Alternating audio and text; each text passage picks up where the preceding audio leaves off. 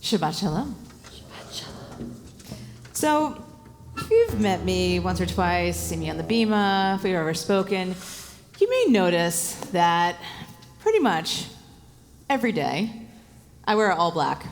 Not just here, at home too, on the weekends, at the gym, wherever I go. I got a look going on. And if I were to come in one day with a really bright, like pink sweater, I probably would get nothing done because I would have dozens of conversations with all of you about why I happen to choose to wear a color for once in my life. It's just always been kind of my thing. And to be honest, my wife also wears all black, and our kids we're all black. Maybe it's contagious. And when you look at our laundry, it's just a pile of black clothes. In fact, we went on a trip recently, and I packed the kids and myself in one suitcase, and I opened it up, and my friend was like, "There's nothing but black." I'm like, I know, it's a thing. So people ask me why wear all black every day? And I usually joke and say, it's because I'm a New Yorker. Isn't that just what we do? But there's a real reason. And it's a simple reason. It is just so much easier to have a uniform. And I am not alone. There are plenty of people in this world, especially female-bodied people, who cultivate a signature look. Hillary Clinton, pantsuits, right? Ariana Grande, right? The ponytail and the sweatshirts, right? Vera Wang, she's got a look too. They're all much more elegant than I am. But like myself, for them, and uniform eliminates decision fatigue. We already have enough going on in our heads. We don't need to choose what to wear every day. It reduces our stress. It takes away scrutiny and judgment. It creates a consistent public persona. People know what to expect from us. Plus, shopping is very efficient. You know what you need.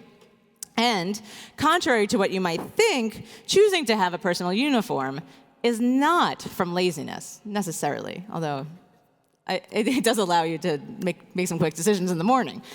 It is intentional. It's a daily costume designed to help the world look past the surface towards the mind and soul within.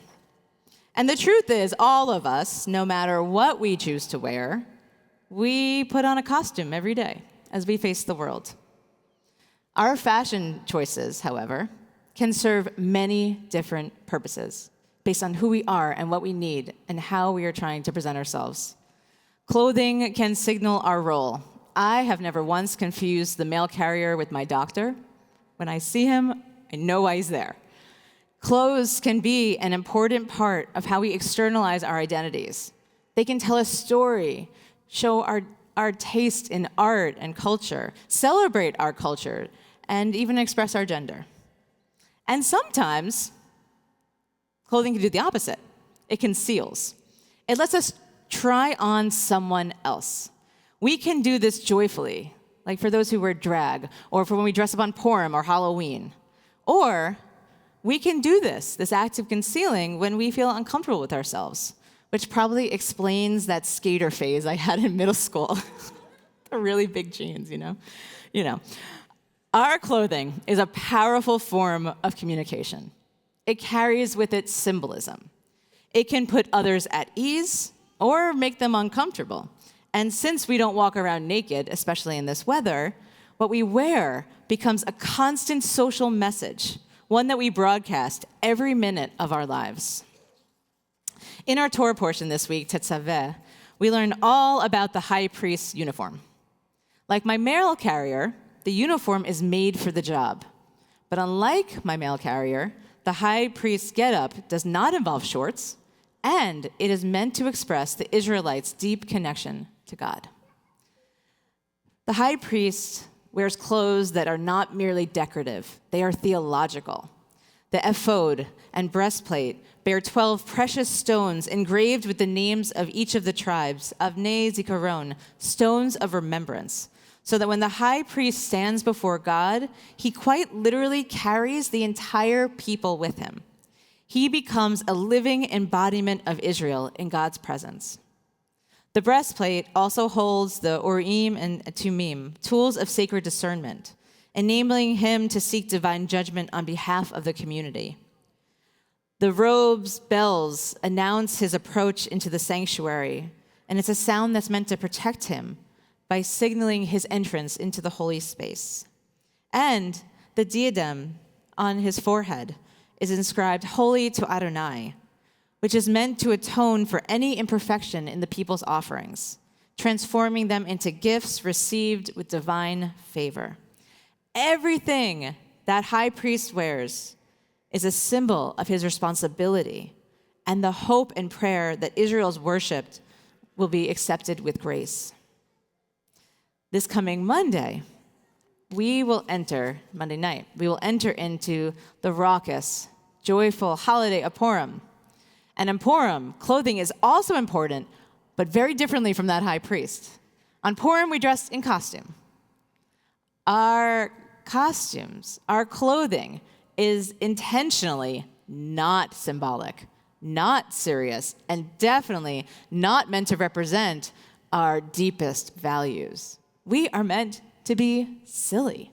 We mask our identities and obscure who we usually are in exchange for some playful fun. There are many theories about why we do this custom. Esther herself bears a Persian name that echoes the Hebrew word hester, hidden. She rises to power, concealing her Jewish identity, revealing it only at that climactic moment in order to save her people. It's ironic that we commemorate her brave unmasking by masking ourselves. One of the holiday's deepest themes is Ve'nehafochu, everything turned upside down. The persecuted become the powerful. Like Joseph before him, Mordecai is elevated to the king's right hand. Purim reminds us that history can flip, that the impossible can become possible. And unlike the richly symbolic priestly garments, God is entirely absent from Megillat Esther. God isn't mentioned once in the story. There is no splitting sea, no overt miracle. The divine presence is also hidden. And it's hidden not completely, but it's within coincidence, within politics, within human relationships, within ordinary events. And the story itself likes to play with garments. When Esther becomes queen, she must dress up and go to a fabulous party, looking the part of a princess. And when Mordecai is paraded through the streets, he's in royal robes, dressed for a part he never expected to play. Costuming on Purim echoes this theatrical quality of the text. These characters who are trying to step into roles originally not meant for them. We continue. On Purim, we cultivate many mitzvot, many customs, and one of them is to give tzedakah to those in need. And there's a hidden nature to tzedakah, to this giving of charity to those in our world who need it most. Ideally, the recipient's identity is concealed to preserve their identity. We do this in order to show our kindness.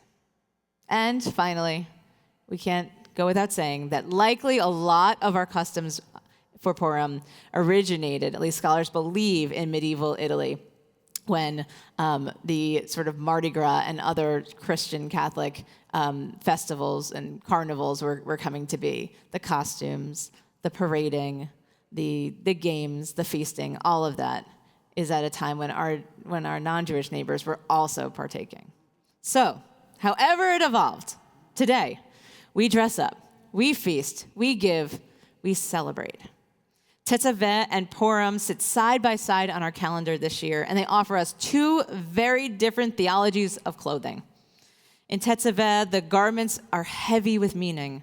Every thread carries responsibility. The high priest dresses not to hide, but to reveal, to embody the people, to signal holiness, to make visible the sacred weight of standing before God. And on Purim, we do the opposite. We exaggerate. We parade, we conceal, we turn everything upside down, and yet even in that silliness, we are still giving some of that same messaging. We are telling the truth of who we are. We are celebrating our Judaism. Purim teaches us that holiness doesn't only live in gold breastplates and engraved stones. It can hide in coincidence, in courage, in a royal robe thrown over the shoulders of someone who never expected to wear it. Maybe that's the deeper connection. And as each of us choose what we want to dress, literally every single day, all day, for our entire lives, we can choose who we want to be and what it means to us. And sometimes we might dress to clarify who we are and to show the world exactly what that means to us. And sometimes we might dress to loosen those expectations, to step outside of boundaries, to experiment and think about who we might become. And sometimes, in covering ourselves in all black, we leave space to let our real selves shine through. The high priest teaches us that we carry one another into sacred spaces. And Purim teaches us that even when everything feels hidden, holiness is all around us. So while the kids in our community, I think, probably have an idea of what they want to be, I know my kids have been planning this for months. Grown-ups, now's your chance. Start planning your costumes. It is actually, I'm going to say this, mandatory. I mean, we'll still let you in, but you're heavily encouraged to come in costume. And it is very fun. But there's more. On Purim, we get this beautiful opportunity to practice living in a world where identities can shift, power can flip, and hidden goodness can rise to the surface. And if that isn't a sacred dress rehearsal for Jewish life, I don't know what is. Shabbat shalom. And while I'm up here, we're going to practice. Ready? Haman. We'll see you Monday night.